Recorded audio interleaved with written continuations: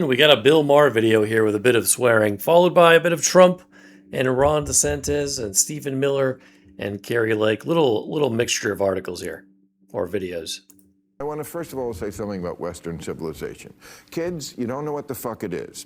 And really, they think Western means white and white means bad. Kids, first of all, everything bad that white people did, people of color did it too. The Japanese before World War II and during World War II and Genghis Khan, and I could go on and on. You know,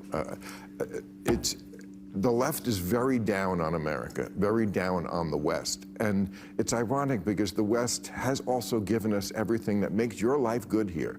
Don't ask Billie Eilish or Chappell Roan about what the Western values are, because they'll just say it's about oppression. Right. But it's not about oppression. Oh, there's Lauren. All right.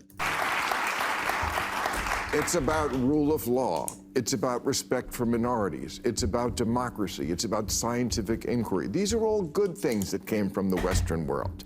I wish that schools would teach that again. Absolutely. Oh, there's that other guy at the end there. Man, I don't like that other guy. Lauren Boebert's pretty great, though. Billie Eilish is kind of a waste of time. She's had it a bit easier than many. Anyways, this video right here really does a fantastic job of explaining the problems with the American education system. Every person living in a Western nation needs to listen to every word of this. Catherine went to University of Oxford and is headmaster at Michaela Community College in the UK. Perfectly explains the mass indoctrination into the narrative of oppressor versus oppressed. That's from Wall Street Apes. They posted this video. So let's watch it. The culture shift comes from what children learn at school and online. Ask any young person what history they learned at school, and they'll tell you Hitler. Ask them what else? Slavery. Ask them what else? American civil rights. In fact, what little they know of history will be all about black and brown people fighting for equality against the white man, women fighting men for the vote, gay and trans people fighting for various rights. Our young people have been taught that history is simply one long story about various groups struggling under the oppressive dead white man. Out with Dickens, Shakespeare, Kipling, and Wordsworth. We must decolonize. History is taught through an oppressor lens. The triangular slave trade, white men held the power. What about Britain ending the slave trade? More than a quick mention, if at all? No. What of the Arab slave trade that lasted 3 times as long as the triangular slave trade?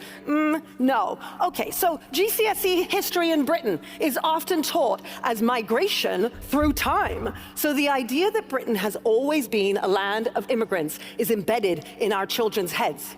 Most schools would prefer to concentrate learning about the tiny number of black people who existed in Tudor England over a thorough analysis of England's break from Rome. Medieval history becomes her story and is told through the eyes of Eleanor of Aquitaine, because after all, she was a woman. Not to mention weeks on King Mansa Musa of Mali, because he was a black Muslim. His bearing on British institutions, laws, and faith is non-existent. And the fact that he is said to have been the richest man in history, thanks in part to his massive slave-owning society, is a detail somehow that teachers rarely ever teach. But it isn't just our schools. It's our general culture, too. Take your kids to a museum or an art gallery in any Western country, and you'll find the same narrative. As an example, when learning about aviation in London's Science Museum and the extraordinary feat that is man making massive machines move in the sky, a write-up on the wall explains that women and black people were historically barred from aviation schools and the military. Similarly, James Watt, the man who invented the steam engine and is considered the founder of the Industrial Revolution, has a write-up on the wall explaining that his early career involved slave trafficking with a bonus analysis of the whole of Britain's complicity in the slave trade. They flatten the entire human story and all of its complexities into the narrative of oppressor and oppressed, leaving young people unable to see the world in any other terms. There's one other thing that I want to show you from this woman because she's very on point, and this video just builds on that last video. It goes right side by side, and it's about the mass indoctrination around slavery and what really happened with slavery. This is important, and you should definitely listen to this. Is that slavery was not about race, and that's important. It was not about race. The only reason we think it's about race is because philosophers like David Hume in the 18th century ranked human beings and put Africans at the bottom, saying that they had no souls. The Enlightenment imposed the concept of race on a practice that had been going on for centuries in order to justify that practice. And why did they have to justify it? And this is the point. Because people in the West began to question slavery's moral validity. The fact is that people of all colors owned slaves, both as part of the Atlantic slave trade and outside of it. In the United States and Caribbean, black people owned thousands of black slaves, and so did the Native Americans. Nearly 20,000 of the Native American 5 civilized tribes sided with the Confederacy during the Civil War, fighting to keep slavery alive. 28% of the black population who were free in New Orleans pledged their support to the Confederacy. All of the 13 southern states of the Confederacy had substantial numbers of black slave owners. There were more than 250,000 free blacks, and nearly 4,000 of them were slave masters who owned more than 20,000 slaves. The practice of slavery was legal, after all. We need to remember that governments did not own slaves. Slave owners did. In fact, fighting to free the slaves pay to the descendants of the slaves they freed. It's bizarre to suggest that human beings should inherit the outrage of the deeds of their parents. Should the child of a mass murderer be sent to prison because of his father's crime? No. In America, in the main, it was the Democrats who owned slaves, and the Democrats who in the main passed and enforced Jim Crow laws. It was also the Democrats who founded the Ku Klux Klan. Should the current Democratic Party be held responsible for this? No. There you go. Some interesting comments. This is called critical thinking. You must challenge everything you hear. This comes naturally to a few and is the one thing lacking in education since the beginning of education. Well, I don't know about that. I think it used to be better than it is today. Critical thinking is not taught, especially in the college system. I think average IQs of college students, and I assume college professors as well, has been dropping for decades. Okay, here's a quick video from Trump. America's founding set in motion the unstoppable chain of events that abolished slavery, secured civil rights, defeated communism and fascism, and built the most fair, equal, and prosperous nation in human history. Heck yeah.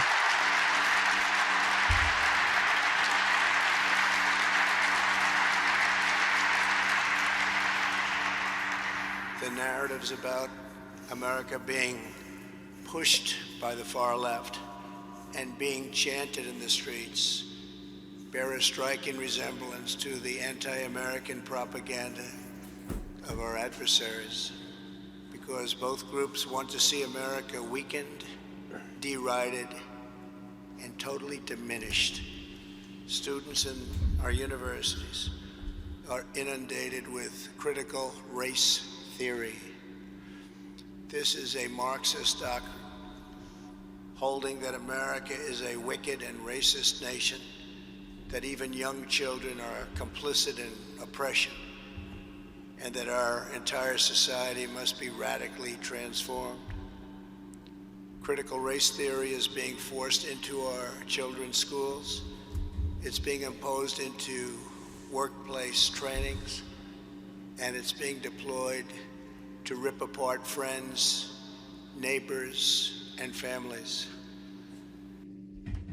Yeah, it's quite sad. CRT and critical consciousness is ridiculous. That also is emphasizing that oppressor versus oppressed narrative. Here's another great video. Ron DeSantis right here. Our country's education system is in decline because it's focused on indoctrination and denying parents' rights.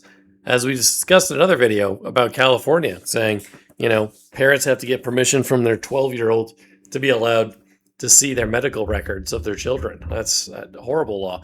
Florida represents the revival of American education. We didn't just talk about universal school choice, we enacted it. We didn't just talk about a parent's Bill of Rights, we enacted it. Here we go.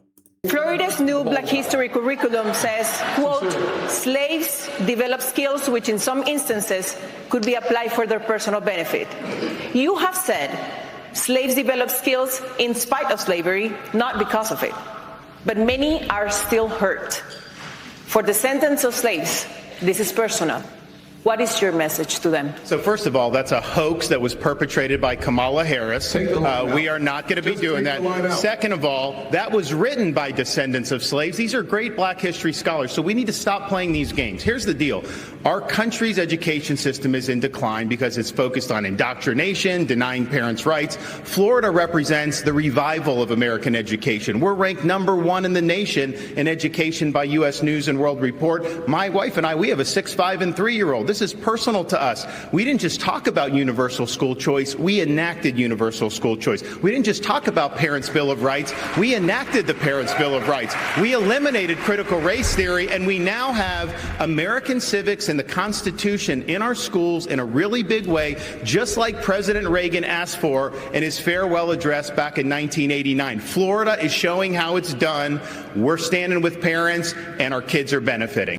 Heck yeah. Nice job, DeSantis. And he says here, as students head back to their classrooms this fall, I'm happy to clear up any confusion the media may have about appropriate curriculum. Correct curriculum.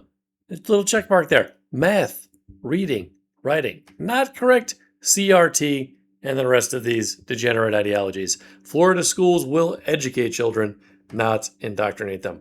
And, you know, people love that. Reddit Lies writes, in before the hordes of sweaty Redditors come, try to lecture you on why not allowing teachers to make children feel guilty on account of their race is racist, right? That's those CRT narratives that you're somehow intrinsically bad because of your existence. What a horrific thing that they teach kids, this CRT nonsense. My goodness. DeSantis also writes, school unions have become partisan organizations that try to use our schools to promote leftist political agendas. Parents want high quality education, not political indoctrination. In Florida, we are delivering for parents. Miami's teacher unions fails to hit student requirements under Florida law. If they spent half as much time paying attention to their members' interests as they have in pushing a political agenda, they probably wouldn't even be in this position. I forget who said it, but somebody has a great quote that was like, the public education system in America is essentially at this point a jobs program for useless adults.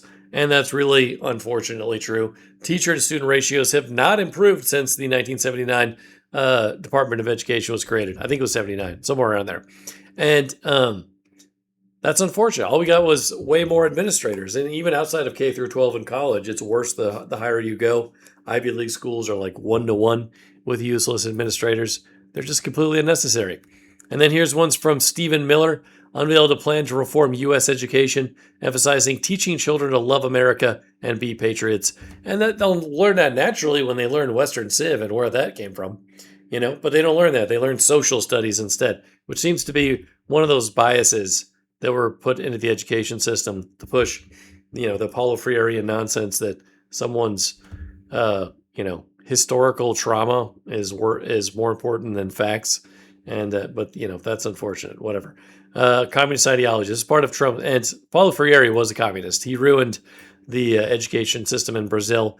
And now you have quite a lot of people with master's degrees in education studying that guy in school and learning a bunch of nonsense. But anyways, let's see what Stephen Miller has to say.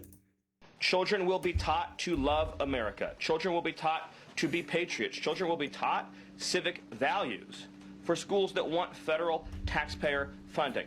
So as we close the Department of Education and we provide funding to states, we are going to make sure that these funds are not being used to promote communist ideology. For any nation to be successful, it cannot teach its children to hate themselves and to hate their country. So these are a few of the areas in which President Trump has fought the cancerous, communist, woke culture that was destroying this country, where we were led to believe that men were women, that women were men, that racial discrimination was good, that merit was bad, and that safety and physical security mattered less than the feelings of liberal ideologues. The children will be taught Great to points. love America. Nice job, Stephen. All right, last video from Carrie Lake. It's sad to me that she didn't win that election, but is what it is. She'll make a comeback. It says here, many of my friends have sent their children off to college, loving children who, when they return, no longer seem to like their families. They've been politicized into an almost violent degree. There's a lot of attempts throughout the education system, throughout, other things, therapy, telling children to separate themselves from their parents and any one of their family members they might even slightly disagree with. And I think it's really unfortunate that our institutions are so in favor of destroying the two-parent household, right? But they think that the two-parent household is a product of capitalist oppression, which is a ludicrous belief. Families existed far prior to capitalism. But anyways, let's see what these people have to say. And then you said people should not send their kids to colleges. Can you look at the camera right now, and tell your Republican colleagues, elected officials who have sent their kids to Ivy League colleges right now, take their kids out of college? Have the courage of your convictions, Carrie Lake. You called them indoctrination camps. I would. Ask your Yeah. Republican colleagues. Right now. I think college, just like Charlie, I think college is overrated. And in many cases, I know many of my friends have sent their children off to college, loving children. They come back. They don't like their family anymore. They've completely become politicized to a almost violent level. I stand by exactly what I said, but it goes a step further. Do you ask your Republican colleagues to take their kids out? Frankly, it's people like you who spread lies in the media, who have done more damage to this country in the minds of young people. And you had a chance to apologize. What you did yesterday, I didn't see it, thank goodness. But, Pierce just asked, did you think that was appropriate? I really question well, let me ask, okay, let me the ask, person you are.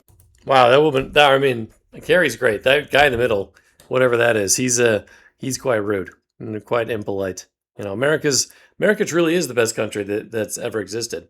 We live better than everyone else. We make on average 85% more than Europeans.